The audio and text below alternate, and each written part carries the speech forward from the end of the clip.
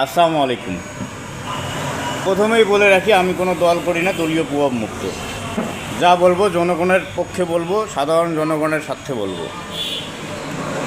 সাধারণ জনগণ আজকে খুবই অসহায় এবং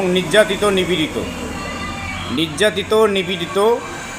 কেন মনে করেন যে আমি বা আমার কোনো একজন বন্ধু, সে অনেক কষ্টে কোনো এনজিও কর্মীর কাছে হোক, কোনো এনজিও সংস্থার কাছে হোক, যে কোনো মাধ্যমে হোক, একটা ছোট্ট একটা অ্যামাউন্ট ম্যানেজ করছে, করে একটা গাড়ি কিনছে কিংবা একটা ব্যবসা করছে, করে অর্থ উপার্জন করতেছে মাথার ঘাম পায়ে ফেলে।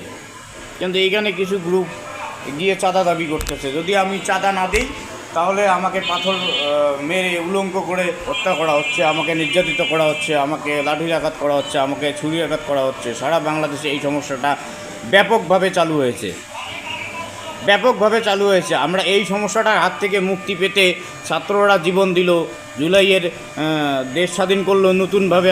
আবার যদি এই সমস্যাটা সৃষ্টি হয় বাংলাদেশে, তাই বাংলাদেশের জন্য এটা একটা দুঃখজনক এবং লজ্জাজনক। তো সে গ্রুপ এখনও নির্বাচন করেই নেই, মানে কোনো সরকারের আন্ডারেই পড়ে না।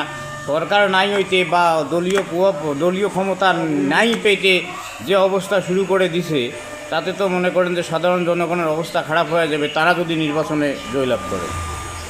অর্থাৎ এটা থেকে আমরা মুক্তি পেতে চাই, সাধারণ জনগণ মুক্তি পেতে চায়।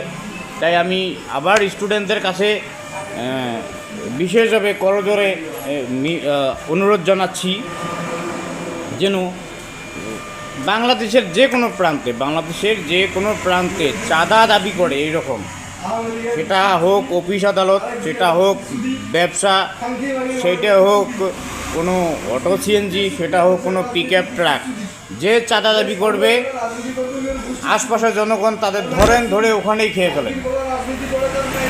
খেয়ে ফেলেন। তাছাড়া এর কোনো আমি পথ দেখতেছি না। ধন্যবাদ।